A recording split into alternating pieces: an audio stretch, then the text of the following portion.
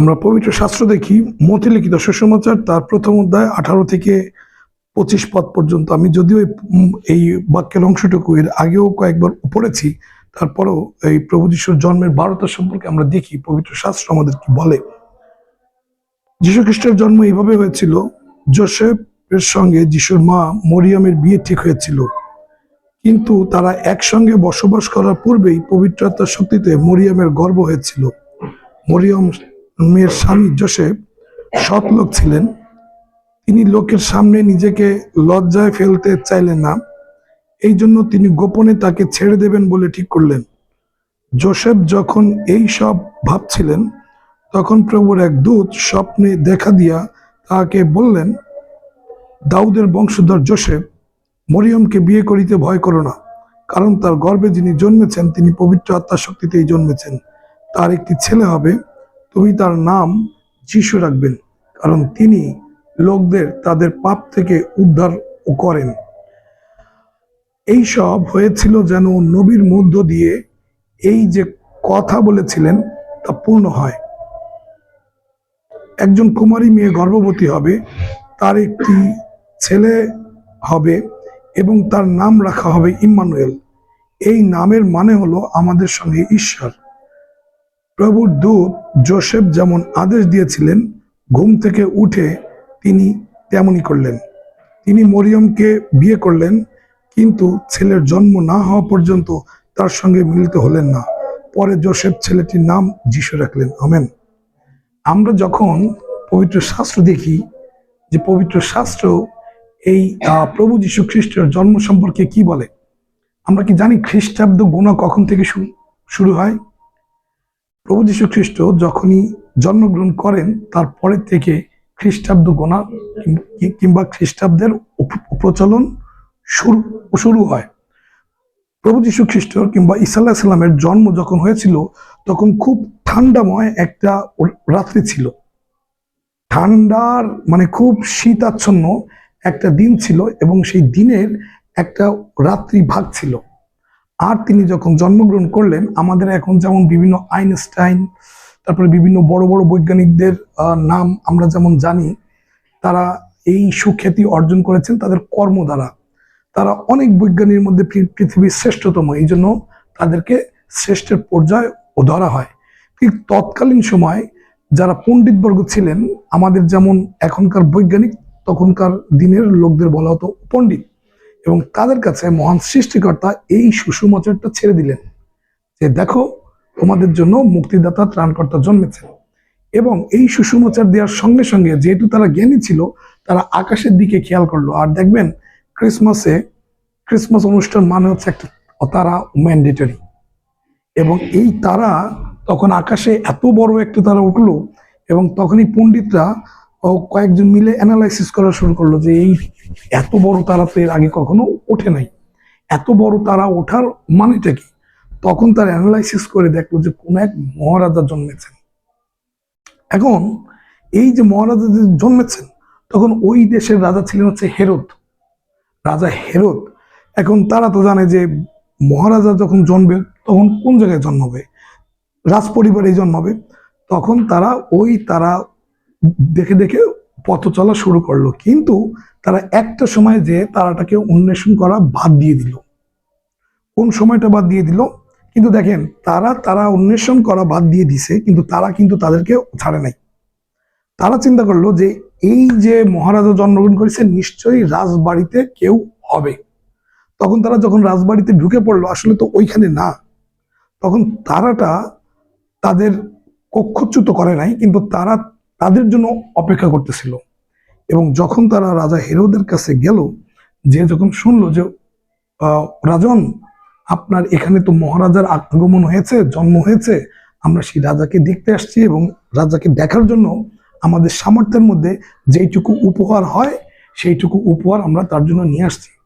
তখন হেরোদ রাজা খুবই চিন্তিত হয়ে পড়লেন যে আমার ঘরে তো কোনো পুত্র সন্তান জন্মে নাই, তাহলে এরা বলতেছে মহারাজা, আবার এরা হচ্ছে জ্ঞানী মানুষ। যখন তারা পরিচয় দিছে যে আমরা হচ্ছে পণ্ডিত, পণ্ডিত মানে জ্ঞানী, জ্ঞানী মানে ওই সময়ের এখন যারা বিভিন্ন জিনিস নিরূপণ করেন কিংবা বিভিন্ন জিনিস উদ্ভাবন করে বলেন যে এই জিনিসের দ্বারা এই হইতে পারে, তখন তারা এই শ্রেণীভুক্ত ব্যক্তি ছিলেন। এবং রাজা হেরোদ তখন চিন্তা করতেছে যে এরা যে জ্ঞানী মানুষ, এরা তো নিশ্চয়ই এদের গণনা ভুল ও করবে না। তাহলে রাজা যদি হয় তাহলে আমার বংশে জন্মগ্রহণ করবে, সে তো আমার বংশে না, তাহলে কি আমি আমার ক্ষমতা হারাই ফেলবো? এই ভয় কাজ করতেছিল রাজা হেরোদের মধ্যে। আর তখন হচ্ছে যে তিনি বললেন যে যদি তোমরা ওই মহারাজার সন্ধান পাও তাহলে আমাকে একটু বলো, আমিও যে তাকে প্রণাম ও করে আসবো। তখন তারা বললো যে আচ্ছা ঠিক আছে, অসুবিধা নেই। তো এই বলে যখন তারা বেরোলো, ওই তারা আবার তাদেরকে পথ দেখানো শুরু করলো, এবং তারা এখন ওই তারার দিকে কনসেন্ট্রেট দিল, যাতে ওই তারা যেখানে যেখানে যায় তারাও সেখানে সেখানে যাবে। তারা আস্তে আস্তে আস্তে আস্তে যাচ্ছে, তারাও তারার সঙ্গে সঙ্গে যাচ্ছে, যেই দিকে তারা যাচ্ছে সেই দিকে ও তারা যাচ্ছে। একটা সময় ওই তারা যে কোনো একটা জায়গায় স্ট্যান্ড হয়ে গেল, তারা আর নড়ে না। তখন তারা বুঝলো যে এইখানেই সেই মহান রাজা আছেন। এবং যখন তারা ঢুকে দেখলো যে একটা জাবপত্রের মধ্যে সুন্দর একটি নবজাতক ফুটফুটে শিশু শোয়ানো, তখন তারা চন্দ্র কুন্দ্র গন্ধরাস উপহার দিয়ে সেই রাজাকে প্রণাম করলো। দেখেন খ্রিস্টানদের প্রিয় ভাই বোন এবং উপস্থিত যে ভাই এবং সম্মানিত ব্যক্তিবর্গ আপনারা আছেন, একটা মেসেজ যখন একটা পৃথিবীর জন্য আসে, তখন সেই মেসেজ পৃথিবীর সব মানুষের জন্য আসে। কোনো কিছু রিসিভ করা অথবা রিজেক্ট করা এটা যার যার ব্যক্তিগত ব্যাপার। যখন তারা হচ্ছে যে ওই প্রভু যীশু খ্রিস্টকে দেখে বের হলেন, তখন স্বর্গের থেকে, আমরা ফেরেশতা বলি তাই না, আর আমরা বলি হচ্ছে দূত, মানে একজন দূত ঈশ্বর পাঠিয়ে দিলেন এবং সেই দূত তাদেরকে বললেন যে তোমরা আমাকে ভয় পেও না, কিন্তু তোমরা হেরোদের কাছে যেও না, কারণ হেরোদ এই শিশুটিকে বধ করার জন্য বিভিন্ন পরিকল্পনা করছে। এবং তোমরা যদি যে হেরোদকে বলো তাহলে হেরোদ তার সুসজ্জিত সৈন্যবাহিনী পাঠিয়ে দেবে, এবং যে সৈন্যবাহিনী এই শিশুটিকে বধ করে এই শিশুটির মানে হচ্ছে যে ঈশ্বর তার জন্য যে কার্যক্রম রেখেছেন তাতে ব্যাঘাত ঘটাতে পারে। তখন তারা স্বর্গদূতের কথা শুনে তারা অন্য পথ দিয়ে তারা যেই খান থেকে আসছিল সেইখানে চলে গেল। এখন তো হেরোদ খুব পরিমাণে টেনশনের মধ্যে পড়ে গেছে, খবর তো আমার কাছে আর আসে না, ও ঘটনা কি। পরে উনি সিদ্ধান্ত নিলেন যে 0 থেকে 2 বছর, তার মানে আজকে যে শিশু জন্মগ্রহণ করছে সেই জায়গা থেকে 2 বছর পর্যন্ত যে শিশুদের বয়স থাকবে সেই শিশুদের তিনি হত্যা করবেন। এবং তিনি তার সৈন্যবাহিনীকে আদেশ দিলেন, তার সৈন্যবাহিনী অত্র এলাকায় তার যে মানে রাজত্বর যে এলাকা ছিল ওই এলাকার মধ্যে যত 0 বয়স থেকে 2 বছর পর্যন্ত যত শিশু ছিল তাদেরকে হত্যা করার পরিকল্পনা নিলেন। তিনি এই পরিকল্পনা গ্রহণ করছেন। কে এই পরিকল্পনা গ্রহণ করছে? রাজা হেরোদ। ঈশ্বর তার দূত দিয়ে মরিয় এবং যোসেফকে মেসেজ দিলেন, তোমরা এখনই ওঠো এবং এই শিশুটিকে নিয়ে এই স্থান হতে পলায়ন করো। কারণ যোসেফ মনে মনে হেরোদ মনে মনে এই সংকল্প করতেছে যে এই শিশুটিকে তিনি বধ করে ফেলবেন। দেখেন, এবং তখন তারা ওই রাতে উঠেই ওই স্থান ত্যাগ করার জন্য রওনা দিলেন এবং প্রভু যীশু খ্রিস্ট ওখান থেকে রক্ষা পেয়ে গেলেন। সৃষ্টিকর্তার সিদ্ধান্ত ছাড়া এই পৃথিবীতে একটা গাছের পাতা পড়ে না। আপনারা এখানে আসছেন তার অনুমতি ছাড়া আসতে পারতেন না। গত বছর আমি ভাইকে ইনভাইট করছিলাম, ভাই একটু শারীরিকভাবে অসুস্থ ছিল, তিনি ঢাকাতে ছিলেন এবং তিনি আমাকে ফোনে জানিয়েছেন যে তমলদা আমি থাকলে অবশ্যই যাইতাম, আমার যাওয়ার খুব পরিমাণে ইচ্ছা, কারণ এইটা আমাদেরও রিলিজনের একটা পার্ট, ঈসা আলাইহিস সালামের জন্মদিন, কিন্তু ওইভাবে আসলে ও করা হয় না। এখন মানে চিন্তা করেন, আল্লাহ তাআলার মহান সৃষ্টিকর্তার নির্দেশ সেই সময় ছিল না যে তিনি এখানে আসবেন। এইবার তিনি দৌলতপুরে আছেন, কিন্তু সৃষ্টিকর্তা যদি না চাইতেন তিনি এখানে থাকবেন না, এট দ্য সেম টাইমে তার কোনো জরুরি কাজ বেঁধে যেত। আমরা তার আজ্ঞা ছাড়া, তার কথা ছাড়া, তার হুকুম ছাড়া আমরা একটা পাও ফেলার ক্ষমতা আমাদের কারো নাই। যদি আপনি মনে করেন আপনার সঙ্গে কারো সখ্যতা হয়েছে, ওইটা সেই সময়ের জন্য তিনি আপনার জন্য বরাদ্দ করে রাখছেন। যদি আপনি চিন্তা করেন আপনার সঙ্গে কারো সখ্যতার চিহ্ন হয়েছে, ওইটা মনে রাখবেন আপনার জীবনের জন্য একটা গুরুত্বপূর্ণ পদক্ষেপ ছিল এবং তিনি তাই করেছেন। আমরা মানুষজন একটা মিডিয়া মাত্র, এইটা ছাড়া কোনো কিছু করার ক্ষমতা আমাদের নাই। আজকে আমাদের সৃষ্টিকর্তাকে সবার আগে স্থান দেওয়া উচিত।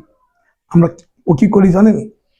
রানী যদি আমারে বলে যে দাদা চলেন আমরা একটু যে চা ও কফি খেয়ে আসি, তা মনে করেন রানী, আমি, তন্ময়, সজীব, তারপরে হচ্ছে জেসমিন, কিংবা আরো আমরা যারা আছি, আমরা এই কয়জন যে যদি একটা কফি শপের থেকে একটু ও কফি খাই, তো মনে করেন যে 50 টাকা করেও যদি নেয়, তাহলে আমরা যদি 6 জন যাই আমাদের 300-400 টাকা খরচ হয়ে যায়। কফির সাথে তো আর একটু কিছু খাওয়া টাওয়া লাগতে পারে, তাই না? 500 টাকা ধরি, 500-700 টাকা আমরা অবলীলায় আমরা স্টাফগণ যদি আমরা কোনো একটা জায়গায় মিলিত হই, আমরা যদি বন্ধু বান্ধব কোনো একটা টি স্টলে মিলিত হই কিংবা কফি শপে মিলিত হই, এইটা আমাদের চলে যায়। কিন্তু আমরা কি কখনো চিন্তা করি যে আমাদের মসজিদে একটা মানে আমার আয়ের একটা অংশ দেওয়া দরকার, চার্চে আমার আয়ের একটা অংশ দেওয়া দরকার। আমি এই টাকা ইনকাম করছি, আমি প্ল্যান করি যে আমার ছেলেরে ঈদে এই দেবো, বড়দিনে এই দেবো, খাওয়া দাওয়া এই হবে, বাজেট এই হবে। কোনো সময় চিন্তা করছি যে যখন আমি যে নামাজ পড়বো, নামাজ পড়ে আমি আল্লাহর জন্য আজকে এই কাজটা করব, আমি মহান সৃষ্টিকর্তার জন্য আজকে এই কাজটা করবো, আমি ঈশ্বরের জন্য এইটা করব, চার্চে এই জিনিসটা দরকার, এই জিনিসটার ভাড়া আমি নেব। আজকে দেখেন, যেহেতু প্রি ক্রিসমাস কিংবা ক্রিসমাস, প্রভু যীশু খ্রিস্টের জন্মদিন, এবং এইটা একটা বার্থডের সময় আমরা কত কিছু সাজাইছি দেখেন সামর্থ্যের মধ্যে। হ্যাঁ, হয়তো আরো ইনভেস্ট করলে আরো সুন্দরভাবে সাজানো যেত। আমাদের সামর্থ্যের মধ্যে আমাদের ঠিক এইভাবে সাজাইতে হবে আমাদের মনটা। যদি আমাদের মনটা আমরা এইভাবে সাজাইতে পারি, তাহলে দেখবেন বিভিন্ন ছোটখাটো জিনিসগুলো অনেক সুন্দর লাগতেছে। সবকিছু আপনার দৃষ্টিভঙ্গির বিষয়। আপনি কোন দৃষ্টিতে কোন জিনিস দেখতেছেন। আপনি যদি ভালো দৃষ্টিতে দেখেন, দেখবেন সমস্ত জিনিস আপনার কাছে ভালো হচ্ছে। আপনি যদি নেতিবাচক দৃষ্টিতে দেখেন, তাহলে দেখবেন সমস্ত জিনিস নেতিবাচক হচ্ছে। সুতরাং আজকে এই সময়টা আপনার, আমাদের প্রত্যেকের জন্য ভীষণ গুরুত্বপূর্ণ। মুসা নবী তিনি যখন ইসরায়েলদের হচ্ছে যে ওই মিশরীয়দের কাছ থেকে বাহির করে আনতে চাচ্ছিলেন, মিশরীয়রা খুব পরিমাণে মার খেত জানেন। মিশরীয়দের কিছু খাবার দিত ইসরায়েলদের কিছু খাবার দিত তৎকালীন মিশরীয়রা, এবং কথার 19-20 যদি হইতো, চাবুক দিয়ে মারতে মারতে তাদের পিঠের ছাল চামড়া অতুলে বলতো। এবং ইসরায়েলরা, আপনারা কোরআন পড়েন, তাওরাত পড়েন, জাবুর পড়েন, জানতে পারবেন। এবং তখন ইসরায়েলরা খুব পরিমাণে কষ্ট পাচ্ছিল। ইসরায়েলরা হচ্ছে মুসা আলাইহিস সালামের বংশধর। তখন মহান সৃষ্টিকর্তা তিনি মুসা আলাইহিস সালামকে প্রেরণ করলেন। কেন? ইসরায়েল এই যে গোষ্ঠীটা, ইসরায়েল এই গোষ্ঠীটারে রক্ষার জন্য। আর তিনি রক্ষার জন্য, দেখেন তার জন্ম হইল একটা পরিবারে। যখন ওই দেশের রাজা চিন্তা করলো যে মানে ইসরায়েলি বংশধরের পরে অত্যাচার কমো বড় নেমে আসবে, তখন তার পরিবার একটা ট্যাপরা মানে ওয়ান কাইন্ড অফ পাত্র, হ্যাঁ, ওই ট্যাপরাই করে ভাষায় দিল, পাইলকে রাজার মেয়ে। এবং সেই মিশরীয়দের রাজ্যেই তার বড় হওয়া। একটা সময় মুসা আলাইহিস সালামের বয়স যখন 30 পার, তার মানে জাস্ট কাম টু দ্য 33, তখন তিনি ইসরায়েলের 2টা মানুষের মধ্যে, মনে করি এই যে সজীব আর হচ্ছে যে করিম ভাই, এই সজীব আর করিম ভাইয়ের মধ্যে বাইদা গেছে যুদ্ধ কিংবা মারামারি। হ্যাঁ, তখন মুসা আলাইহিস সালাম একদিন তাদের ওই 2জনের গ্যাঞ্জাম ঠেকাইতে গেছে। ঠেকাইতে যাওয়ার পরে ওই 2জনই তারা বলছে, হাই তুমি তো মিশরীয়, তুমি আমাদের দুঃখ ও কি বুঝবো, যাও তুমি তোমার চরকায় তেল দাও। তখন মুসা আলাইহিস সালাম দুঃখে পড়ে ওই মিশরীয় রাজ্য ছেড়ে তিনি চলে গেছিলেন অন্য এক প্রান্তে। পরে সৃষ্টিকর্তার স্বপ্নযোগে তাকে স্বপ্ন দেখেছে, মসি তুমি কোথায়? মসি বলতেছে, প্রভু আমি এইখানে। কয় না, তোমার ওইখানে থাকার তো কথা না, তোমার তো ইসরায়েলদের বের করে আনার কথা, তুমি আবার ওইখানে যাও। যখন মসির প্রায় 40-এর কাছাকাছি বয়স, তখন Moses go back to the Israel and তাদের টেক কেয়ার করলেন এবং ওই জায়গা থেকে বের করে আনলেন। দেখেন বিভিন্ন ভাবে যখন হচ্ছে যে ইসরায়েলরা অত্যাচারিত হচ্ছিল, এবং তিনি যখন তাদেরকে বের করে আনলেন, বের করে আনার একটা পর্যায়ে যখন ইসরায়েলরা দেখলো যে সামনে সাগর, পিছনে হচ্ছে মিশরীয় সুসজ্জিত বাহিনী, সামনে গেল বিপদ, পানিতে ডুইবা মরবে, পিছনে গেল বিপদ, সৈন্যরা ওদের মাইরে ফেলবে, তখন তারা অকৃতজ্ঞর মতন মসজিদে দোষারোপ করা শুরু করলো যে মসি, আজকে তোমার জন্য আমাদের এই অবস্থা, তুমি না থাকলে মাইর খাইতাম, তারপর তো বাঁচতাম। মসি তখন সিনাই পর্বতে গেলেন, যেটা সিরিয়ায় আছে, এবং সিনাই পর্বতে যে তিনি মহান সৃষ্টিকর্তার সঙ্গে ও কথা বললেন, এবং তিনি বললেন, যাও তোমার হাতে যে লাঠিটা আছে ওই লাঠি দিয়ে সাগরে আঘাত করো। এবং যখনই মহান সৃষ্টিকর্তা এই আজ্ঞা দিলেন এবং আঘাত করলেন, তখন একটা রাস্তা বের হয়ে গেল। কিন্তু এই আঘাতের সময় তিনি একটু রাগপূর্বক আঘাত করলেন। এইটার জন্য মুসা আলাইহিস সালামকে কিংবা মসিকে ঈশ্বর বললেন, এই অবাধ্যতার শাস্তির দরুন তুমি দুগ্ধ মধু প্রবাহী দেশে কোনোদিনও যাইতে পারবা না। কিন্তু যে ইসরায়েলরা হচ্ছে যে মুসা আলাইহিস সালামের সঙ্গে কিংবা মসির সঙ্গে চলে আসছিল, তারা কিন্তু কেউ যেতে পারে নাই। তারা মানে সেভারেল প্রায় সকলেই হচ্ছে যে এই 40 বছর ঘোরাঘুরিতে তারা মারা যেয়ে তাদের যে বংশধর, তারা হচ্ছে যে দুগ্ধ মধু প্রবাহী দেশে যাওয়ার এই যে সুযোগটা পায়। আজকে আমাদের দেখতে হবে যে ইসরায়েলদের যে বিশ্বাস ছিল, সেই বিশ্বাস ছিল ছোট এবং ঠুনকো, যা অল্প একটু প্রবলেমে, অল্প একটু চিন্তায়, অল্প একটু হতাশায় সেই বিশ্বাস ভেঙে যায়। মুসা আলাইহিস সালামের বিশ্বাস ছিল আকাশের মতন বিশাল এবং পর্বতের মতন অটল। তিনি কখনো বিচলিত হন নাই। তিনি বিশ্বাস করতেন, যখন মহান সৃষ্টিকর্তা তাকে আজ্ঞা করেছেন যে তুমি ওই বাহিনীকে বের করে আনো, তখন তিনি অবশ্যই কোনো না কোনো পথ রাখছেন এই জাতিকে উদ্ধারের জন্য। আজকে আপনার এবং আমার যদি আমাদের বিশ্বাস না থাকে, তাহলে মনে করেন আমাদের জীবন মৃত, এবং মৃত জীবন নিয়ে খুব বেশি দূর চলা যায় না। আজকে এই সুন্দর সময় দেখেন, আমাদের আর হয়তো 4-5 মিনিট পর আমার পিস শেষ হয়ে যাবে। এখানে কেক কাটা হবে, আমরা সবাই একটু করে কেক খাবো, বেশি করে খেন না। কেন? কারণ খাবার খেয়ে তার অপরে খেন। এখন যদি বেশি করে ও খাইতে যান, অনেক সময় ধরে আমরা না খাওয়া তো, তাহলে ওই যে ভাত টাত যা খাবেন, ওইটার খাওয়ার রুচি খুব একটা থাকবে না। আবার ভাত খাওয়ার অপরে খেন, অসুবিধা নেই। তো এই যে হচ্ছে যে এই যে অনুষ্ঠানগুলো সবই অর্থহীন হয়ে যাবে।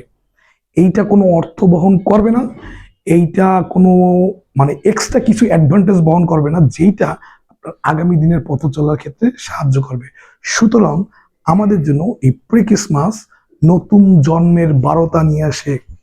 আপনি যদি নতুন জন্ম গ্রহণ করতে পারেন, এখন জেসমিনের কি আবার জেসমিনের আম্মুর পেটের মধ্যে যে আবার জন্মগ্রহণ করা সম্ভব এই পৃথিবীতে? আমার কি আমার আম্মুর পেটের মধ্যে যে আবার জন্মগ্রহণ করা সম্ভব? এটা তো অসম্ভব। এই নতুন জন্ম আপনি যখন মন ফিরায়, যখন সঠিক ট্র্যাকে আসবেন, সঠিক পথে আসবেন, দেন আপনার নতুন জন্ম হইল। যখন করগ্রাহীর বাড়িতে প্রভু যীশু খ্রিস্ট গেলেন এবং করগ্রাহী যখন মন ফিরালেন, তখন প্রভু যীশু খ্রিস্ট বললেন, আজই এই বাড়িতে পরিত্রাণ উপস্থিত হইল।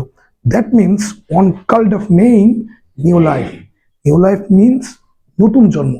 সুতরাং আজকে আপনারও সুযোগ আছে, আমারও সুযোগ আছে। মনে রাখবেন, পাপ ক্ষমার আপনি এই নিঃশ্বাস আপনার দেহ থেকে চলে যাওয়ার আগ মুহূর্ত পর্যন্ত আপনার সুযোগ আছে ফরিয়াদ করার কিংবা ক্ষমা চাওয়ার। যখন এই নিঃশ্বাসটা আপনার ভেতর থেকে বের হয়ে যাবে, আপনি আর আপনার জন্য ক্ষমা চাইতে পারবেন না।